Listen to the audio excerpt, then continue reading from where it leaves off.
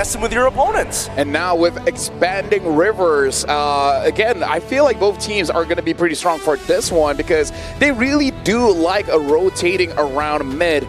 And actually looking back at our notes, it's quite interesting when Team Spirit pick up Freya Kali when the Grok is open. I'm just saying, I don't think that same mistake is going to happen again. Ladies and gentlemen, Team Spirit will be first pick, Alter Ego on the second pick. Team Spirit betting out the Fanny, the Uranus, as well as the Leomorn. This time, Alter Ego. This is quite interesting. First ban on that Alice and the Sora. Quite a while since I've seen an Alice as a first ban. Say you respect Kid Bomba without saying you respect Kid Bomba. That's the perfect way to put it, man. He was able to get away with so much, but this might indicate that What? Coach Zephyr. Say what? Okay. Say what? All right, so one of the first, I mean, Jushin is still going to get picked up. Grok. Wait, Zephyr just said, you know what, let's just open the floodgates. Like, everything is available at this point. All right, the last time Team Spirit got their hands on the Zushin, they won that series. Oh, they won that game. So this could be for the series, it could be for match point. Gentlemen, here's the thing. If somehow Team Spirit, not necessarily, but if Team Spirit wins, I really want an interview and just ask, so Kid Bomba, 3 first bans for you. Do you feel loved? Do you feel appreciated? And they instantly take Freya and Esme as well. And be like, okay, Bomba, what else do you have? Brother, I mean, Yuzong? He's got Yuzong, he's got potentially Arlet as well, but I don't think there's much of a setup for him unless One Shot is willing to play a utility jungler. That, or maybe Sabo goes into something like Cho to be able to kind of trigger resets for the Vengeance. Either way, it might actually not be that bad considering that the Freya is on the other side. Yeah, with the Freya here, you're almost like, what, 95% sure this is Gold Lane, Freya, and then Esmeralda XP. So now they can adjust, they can answer to it immediately. These are their Gold Lane and XP. I kind of feel like, honestly, as long as you have the Jushin, I feel like the Arlet still makes sense whether you have a utility jungler or not. So I feel like, again, Team Spirit is coming into this, be like, guys, we're in Indo, let's get some Sambal, they like to fight, so let's fight fire with fire. Because if we're talking about fighting, we're talking about the early game. I would say for both Alter Ego and Team Spirit, they're setting up a draft that you want to say, you can fight anytime. You don't need to scale up. Once you see someone in front of you, as the Indonesians will say it, gas. Or, as Team Spirit would say it, davai. Davai. With Boxia already gone, what else do we need to worry out for? Any ways to cancel this real-world manipulation, any ways to actually disrupt it will be pretty useful, but they're running out of slots to do so. They've already found each of the individual laners. Now, all that's missing is jungle and roam for both sides. But yeah, I'm just looking at Trex. There's a possibility that this game is gonna be pretty long as well. So it might be a Trex thing. Just saying. This could be this could potentially be fast, right? Because if the jungle ends up being an assassin, something a little more, you know, snowball oriented, considering that we've already seen the Boxy event on top of a Gwyn ban, I wouldn't be surprised if we get rid of Fred as well. Hold on, folks. Look at that. Eve and Jushin, in 10 games that they fought against each other, it's 50-50, 5 wins each. So quite interesting, this matchup. I'm still perplexed as to why we're not seeing as much Lunox and Pharsa dynamics. Because these two teams would do well to play those. Let me look at AE's stats though, because are they not a Lunox team? I wouldn't put it past Hijime, right? He's not. He's not. If he played Lunox, maybe it was just once, but his most big heroes are Eve, Pharsa, Zushin. Wow. Well, right now, I'm really looking forward to see what is the jungler here. Because Alter Ego, they're letting go of the Fredrin. I mean, like, to be fair, they have a pretty good draft to do with the Fredrin, so maybe that is, in a way, kind of a bait. At this point, I want to see how creative they are, but this, let me just say, Alter Ego, I feel like that draft kind of doesn't care to fight against a Harley. Yeah. I want to see One Shot on something else. Yeah. I mean, he might end up just being... Actually, wait, the damage profile fits if he wants to go back onto the Harley.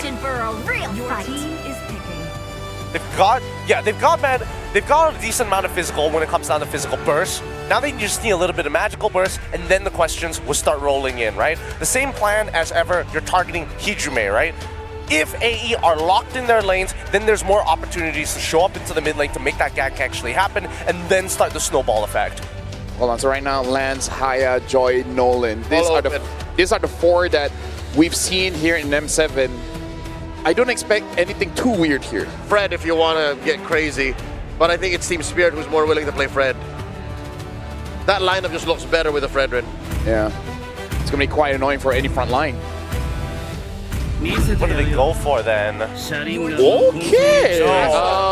That's an old school pickup. LaFell, the last time we saw this was in Bangkok.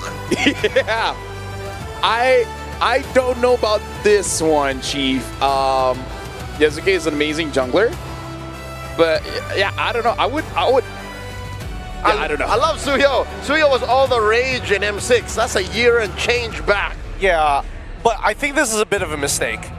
I really think this is a huge mistake. As much as you have iframes, as much as you have a really deep kit when it comes down to the toolbox, and you have a decent amount of damage, if you don't start snowballing from the very first minute, you fall off of a cliff extremely quickly as well. The Arla for disruption, the Joy to make sure you don't get caught, and the Cho on top of it, plus curtain calls, like, I don't know how he's going to play the game. There it is, my boys from up north are listening to Unk.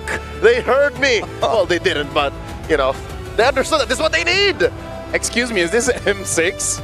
This is, right, Joy against Suyo. And by the way, thank you, Mirko, reminding us Boostgate and Virtus Pro. Virtus Pro pick up the Suyo last pick and then there's losing that one.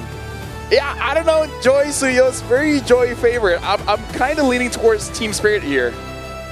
I have to agree, because I think the only useful, well, actually there's a couple of useful things, and the chip as well. I think with the Suyo, you're looking for purely engages, right? So that other people can kind of do the work for you. If you happen to get out, then it's like, sure, you win the coin flip. If you die, it's like, whatever. This feels like they're really digging deep.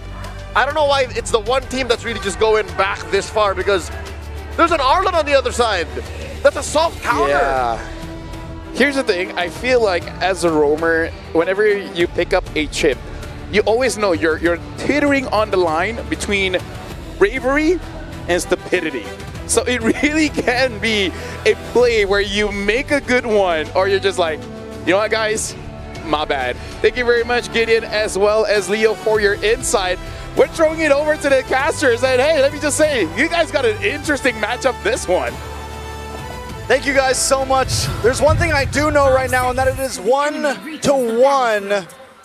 Alter Ego, for me, it felt like they were so in control of that draft, and the Suyo definitely threw it off. Normally I would ask Briggy, but because it's an Indonesian team, tell me what's going on here, Mirko. Bro, Indonesian teams love going fast.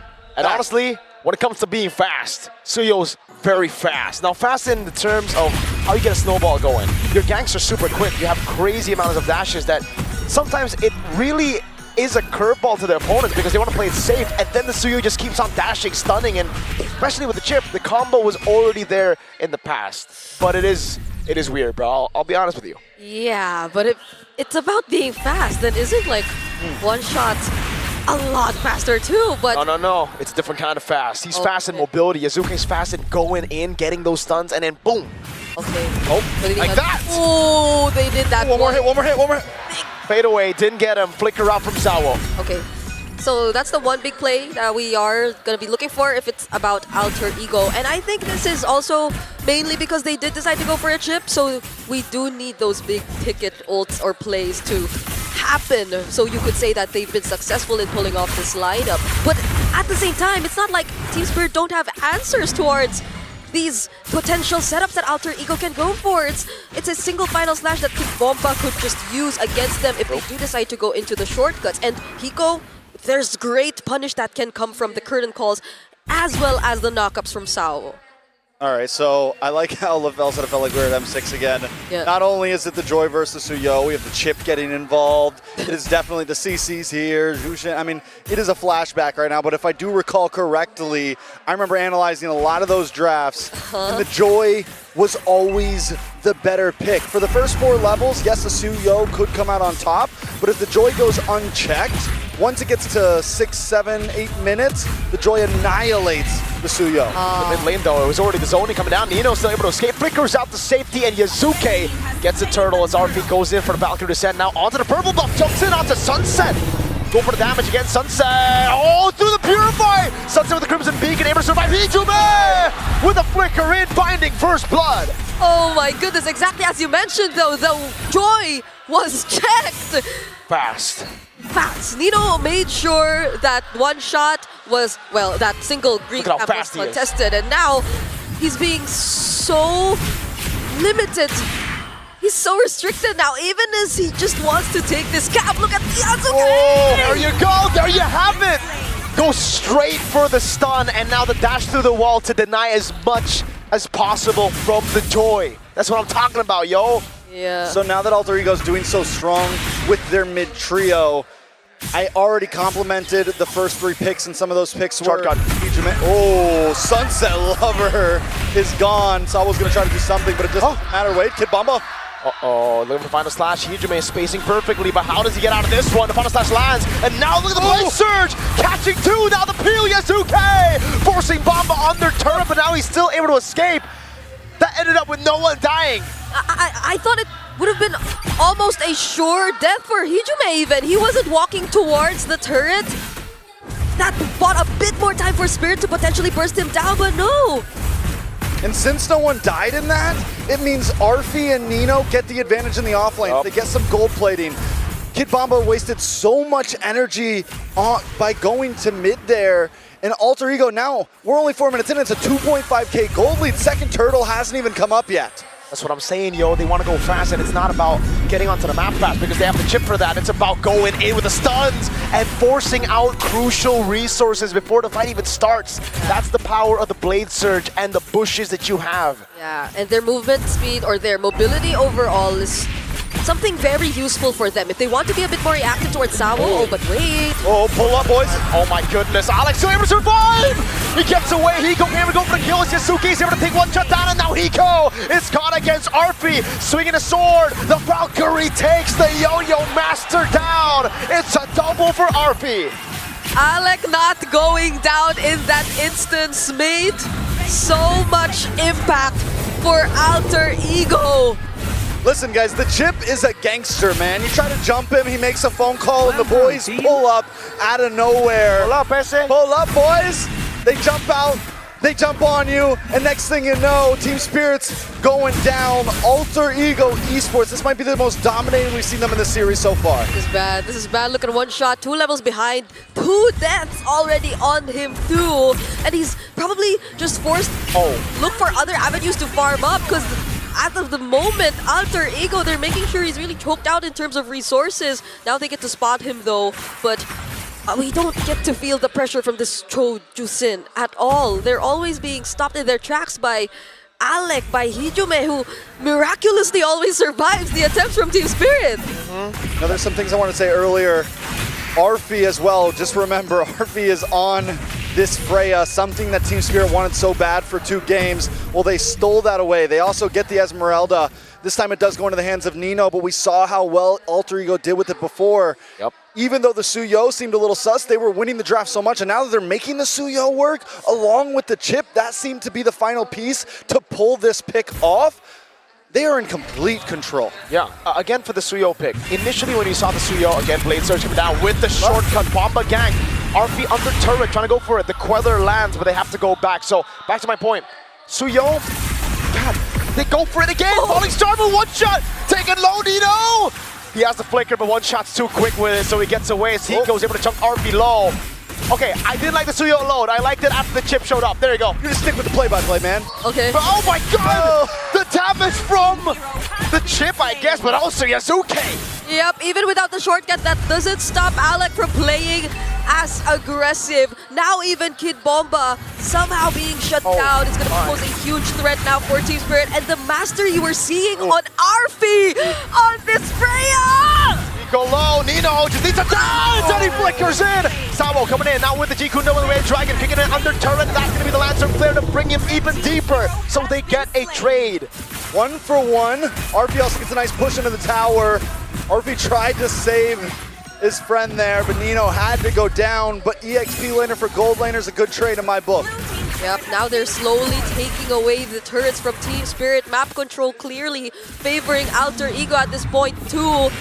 And that's on top of the fact that they have a chip, so definitely they'll have more ways to deal with the map, with the macro that they want to execute. Oh my and God. Team Spirit, it seems like Alter Ego are always one step ahead of what they want to do. They have the rotation spread out, one shot. They have all their eyes on this guy who's 2k behind of Yasuke already. Shortcut again, all in on Bomba. He gets the final slash, but it truly will be the final slash. He's down. RWM, the Blade Surge, locking Samo down with the help of the Soul Sever. And they get a turret with the minions down below. And there is just, it seems like there's so little Team Spirit can do right now. One shot. Weller, RP, Valkyrie percent. Oh my goodness. Yeah, one shot is not getting farmed, bro. Yeah, I don't think RP has ever had to use the Purify just yet. Now Nino jumping from behind. Falling Star with Blade Surge from the side. Yasuke Queller goes through Hiko. RP gets the turret. That's an 8.5k gold lead for Alter Ego. Yeah, I just want to say the panelists did say something about Trex and long games, but it seems like Alter Ego, they're fighting that. We appreciate that. I appreciate that. But yeah, don't put that out there. Alter Ego had this lead in game yeah. one, and then Okay. And game two. Bomba'd all over the place. Okay. Should I say they're just lucky? But the thing is Bomba's on a much more aggressive EXP laner right now, not as tanky. He literally just got his Oracle in. Again, I don't want to jinx anything, Yeah. but it's going to be tough for him to do the types of things he did in game number 1. And now the boys pull up. Blade Surge, all Soul Sever. That's the RWM as well on Kid Bomba. Not only do they take 3 heroes from him, it's also all in every time.